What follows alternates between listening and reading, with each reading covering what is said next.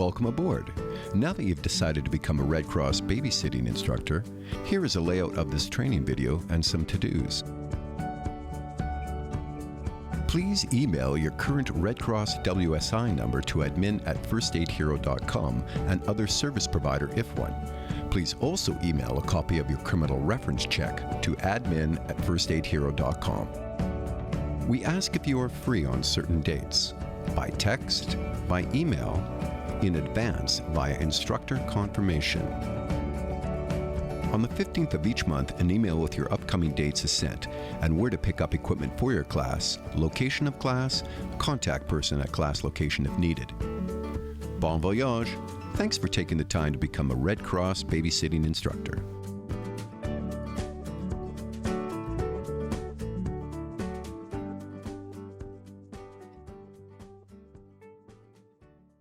Red Cross Babysitting Contents Kit number 2.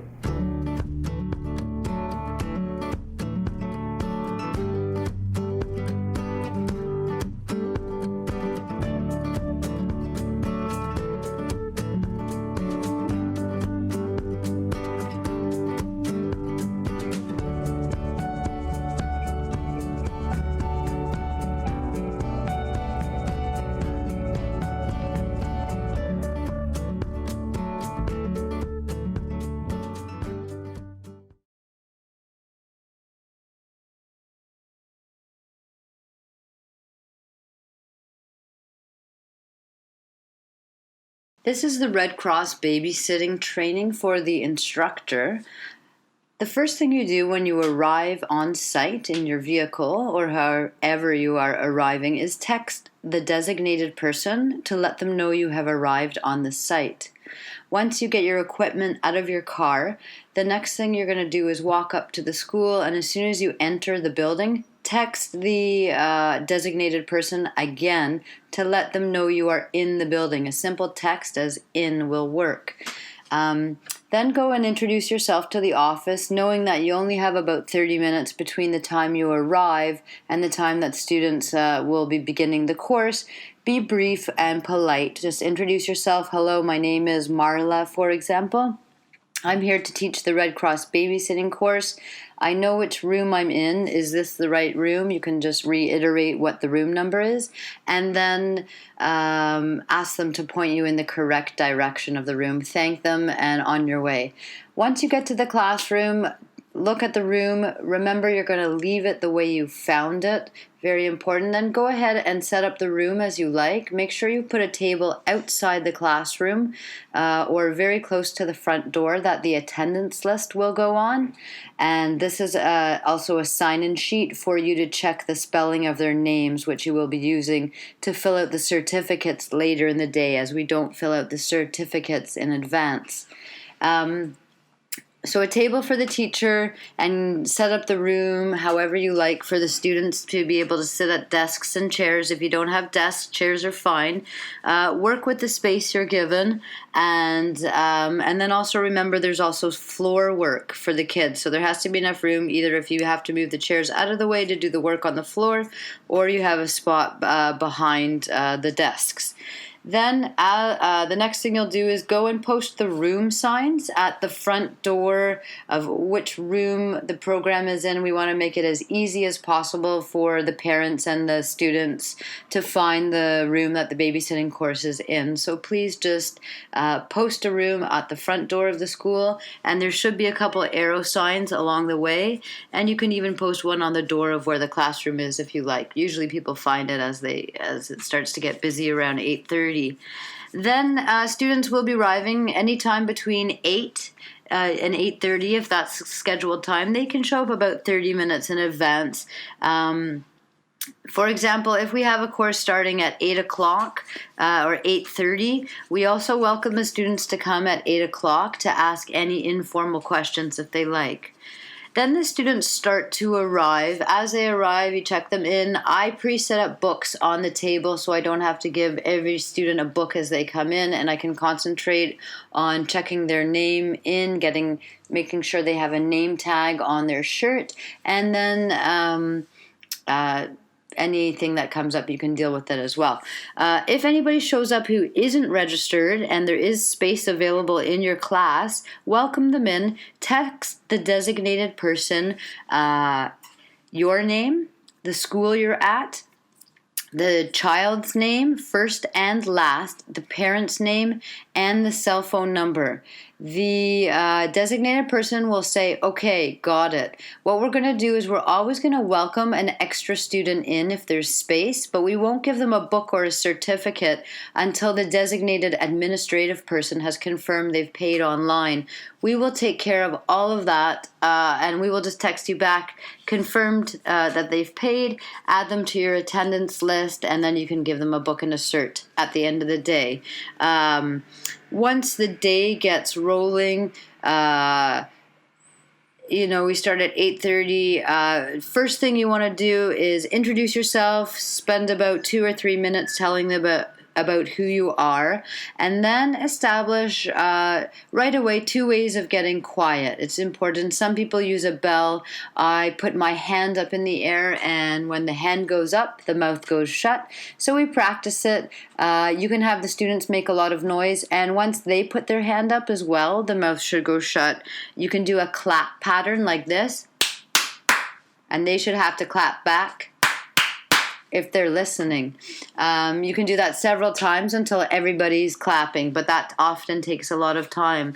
The other ground rule you're going to need to establish right away is the bathroom. There's only one boy and one girl ever allowed to go to the bathroom. They must write their name on the board when they leave the room, and they must erase it when they come back. Again, there's only one boy and one girl allowed in the bathroom at any time. We're always supervising these children all day long, and so it's very important that we are not letting them go into the halls or anywhere else unless we've sort of designated the time for them to be going there together all as a group. But usually we're all in the same room, and that's how the day begins. So when the day actually does begin, the first thing I like to do is play a game. It's called Why Are You Here? I get everybody up and I get them in a circle, and we go around the classroom and we say, okay, why are you here? After you've played this game, Why Are You Here? Make sure you're the fourth person in that circle. And most kids will say, I love babysitting. I want to be with children. It's very important when it comes to you, say, I'm here because my mom put me in this class. I don't really want, my mom made me be here.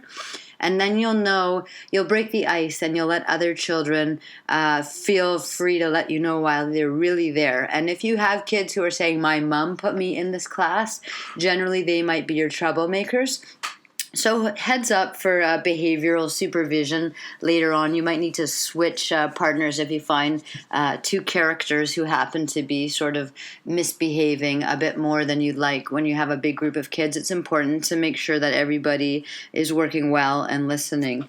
And then after that, I bring them back to the tables and chairs, and we sit down, and instead of beginning on page 1, I might begin before page 1. There's the principles of the Red Cross, the different principles of the Red Cross, such as the different programs that they run, such as disaster management, international operations, first aid programs, swimming programs. You can even ask them what they want. And I also like the 7 principles of the Red Cross to introduce them to humanity, impartiality, neutrality, independence, voluntary service, unity, and universality. It's just before the table of contents, and that's a good thing to introduce them to. Then I skip over to page 73. I don't start myself on page 1. I spend the morning, which is chapter 6. It starts off with injury is no accident. And I spend the beginning time doing this work. I read a little bit, and I also get the students to read. Next, we go right into first aid, and I teach them check, call, care. And then we're up pretty quickly. After check, call, care, I also teach them how to do a phone call, what is included in an emergency phone call. I have them pretend to make phone calls to their friend just as a practice. Then I bring everybody down to the floor, and in partners, I would teach them recovery position or semi-prone, whichever you call it. I'm sure there's a few names, three-quarter prone. And then after that, I do a couple scenarios to do with the check, call, care, just to get that rolling. And then I get into secondary survey. I like to teach them secondary survey, which is CHAMPL, chief complaint, history, allergies, medications, past medical history, last meal, and events prior. So if they know CHAMPL, then they can help somebody further. Even at the very base of this day, we're hoping that the students can call 911 and have a good time. But if they can do any more to help a person in need, then that's really great. So the first thing that we'll do after we have chief complaint history, allergies, medications, past medical history, last meal, and events prior learned, CHAMPL, is I get them into partners A and B. I send A out of the room, and B I give different scenarios like you're having a nosebleed, you're having a heart attack, you're having an epileptic seizure, you're a diabetic, and you haven't had anything to eat all day. You had your arm cut off, one person's unconscious. Just give them a bunch of different scenarios. Have the other partner then come back in the room and ask them to save them and make the phone call to you if they think they need to make a phone call to call 911. Don't tell them what the correct first aid is and see what they do.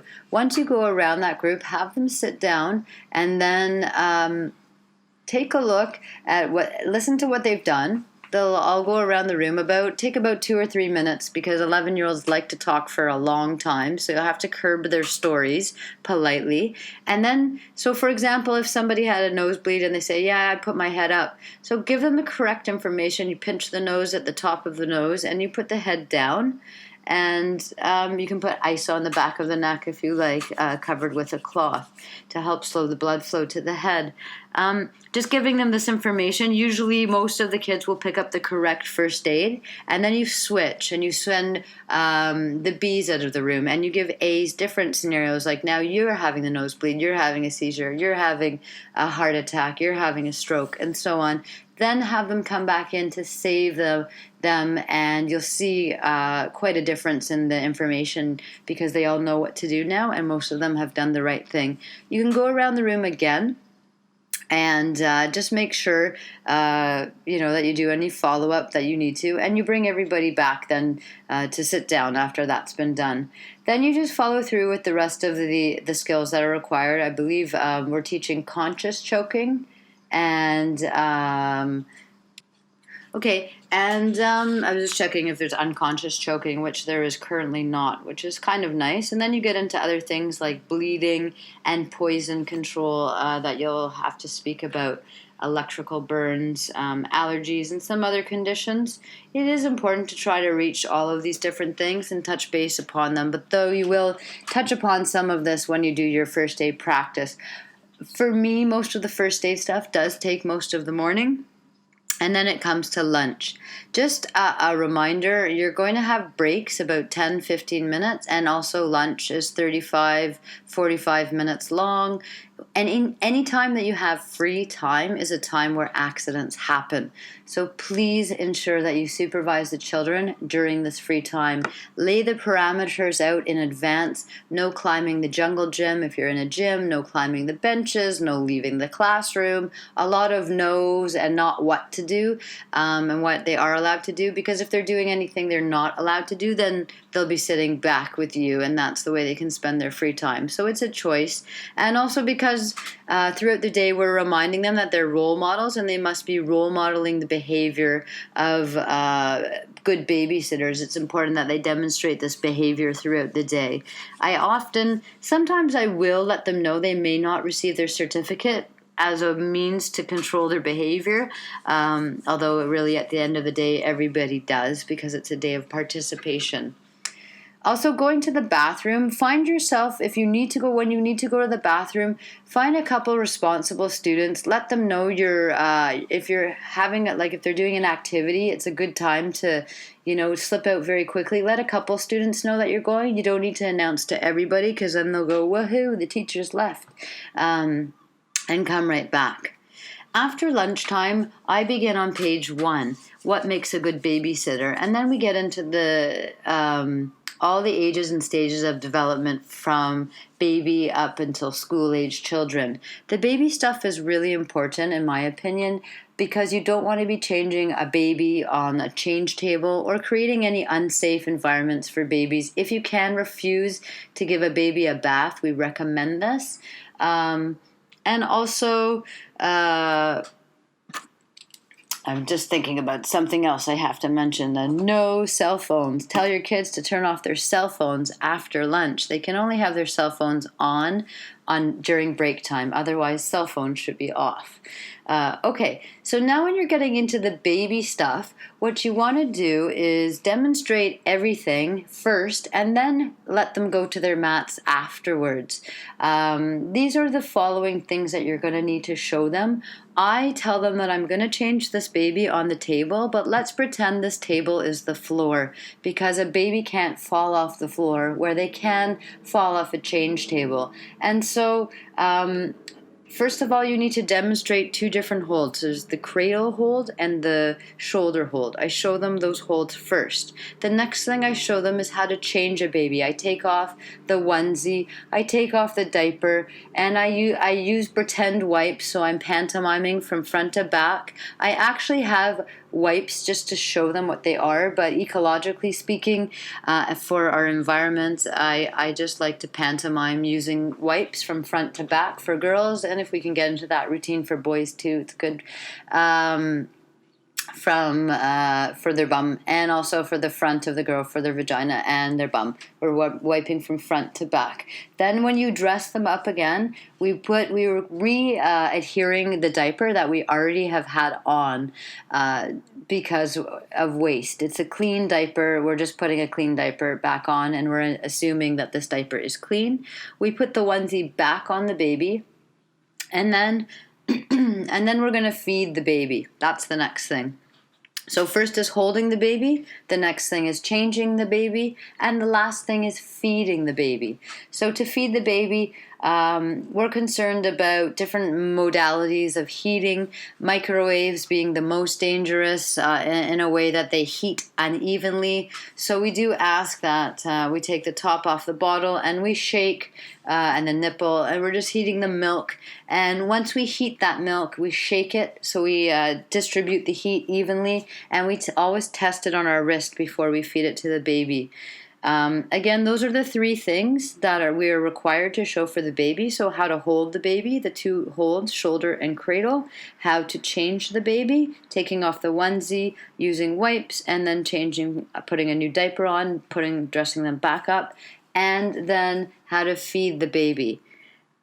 So after I've demonstrated these things, let's say you have a big group of 30. Some people will have up to 30 students in a class. What I do is I make 3 groups of 10. So I have group 1, group 2, and group 3. Everybody will go to the mat. I will start watching those skills with group 1. What group 2 and 3 can do when they're not demonstrating the skills of the baby is take their test, which you can give them, their test sheet, and their book and a pen or a pencil to the mat, and they can work quietly on the test. It's open book, like a research project. It's an open book project to find out any of the things that they need to find out, and at the same time, so group 2 and 3 would be working on their test and their crossword puzzle, which is on the back, and group 1 would be demonstrating those 3 skills.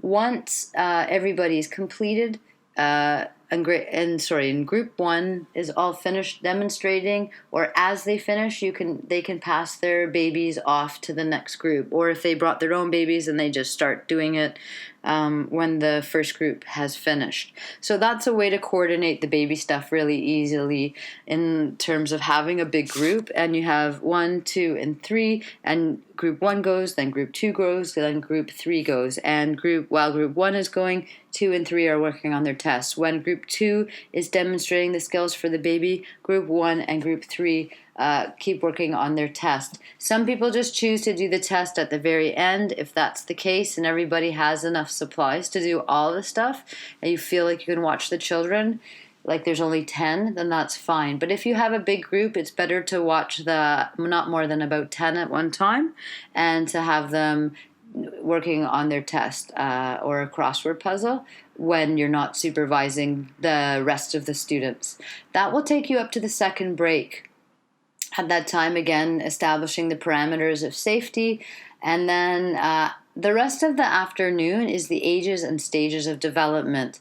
This is a time when you can often lose the rest of the class. It's a long day. It's very packed full of information.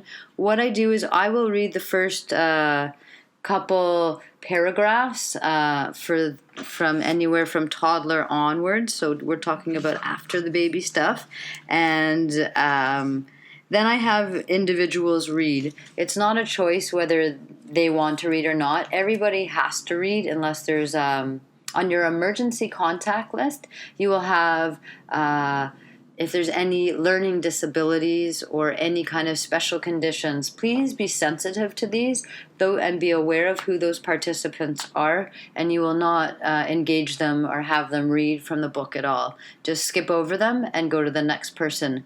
When the students are reading, this is the time to fill out all of the Red Cross babysitting certificates for the participants in the class.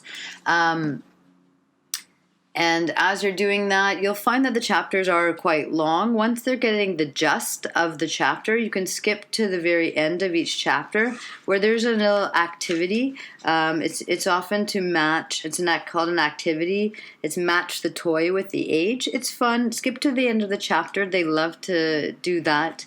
And then... what else? Often to just break it up. Let's say you're losing them and they're bored a little bit or they're falling asleep. Get everybody up and play a game. Okay, everybody get in a line from smallest to tallest. Go. Or if you have brown eyes over here, if you have blue eyes here, red eyes here, blue eyes there. Birthdays from January until December. Just something to get them out of their heads and into their body, because there's a lot of just reading in the afternoon. That's a very fun way to just switch it up a bit from reading, because there's smaller activities with the ages and stages and a lot of content to cover.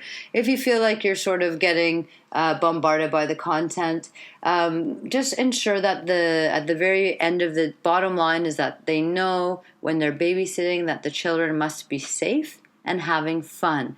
This book is a guideline of suggestions of what to do with different ages and stages throughout. It's always nice to come with prepared with a bag of supplies of arts and crafts and things that might be age appropriate and fun and safe for the children to work with.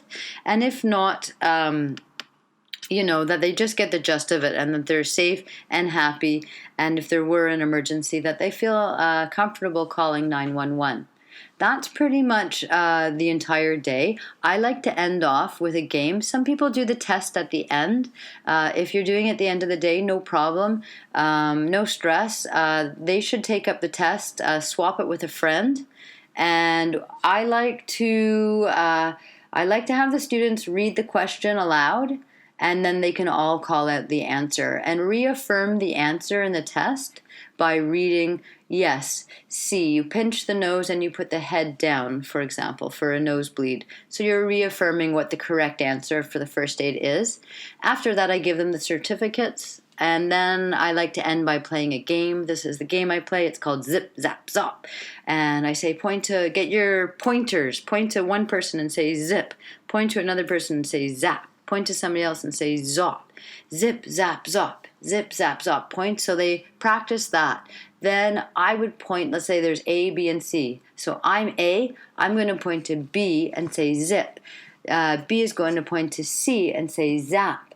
C is going to point to D and say zop. And we keep going, zip, zap, zop, zip, zap, zop, until somebody makes a mistake. If somebody makes a mistake, like they go zip, zap, zap, or they hesitate, which is the next one, they're out. And then it gets down to 2 people, and you have a zip, zap, zop off. It's very fun and just worth a shot to try a game that's fun and have them comfortable at the very end of the day. People are in shock in terms of a big accident, and it's important that somebody step up and just not be afraid to make a phone call.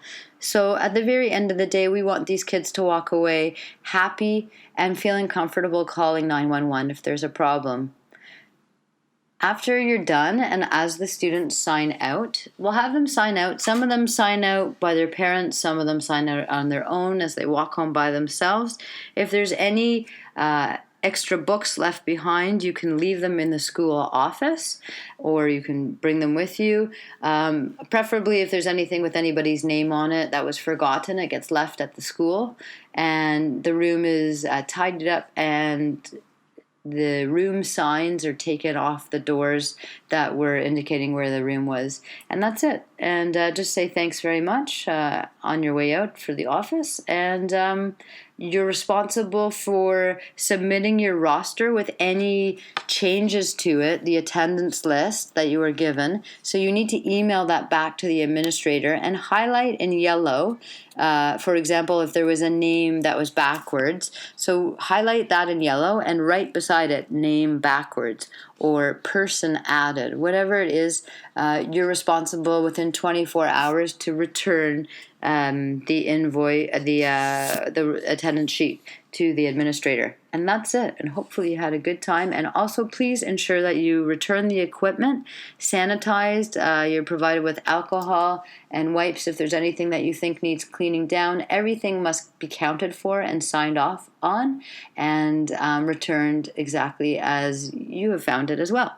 And we thank you for your important work teaching these kids on how to make their communities safer. Thanks.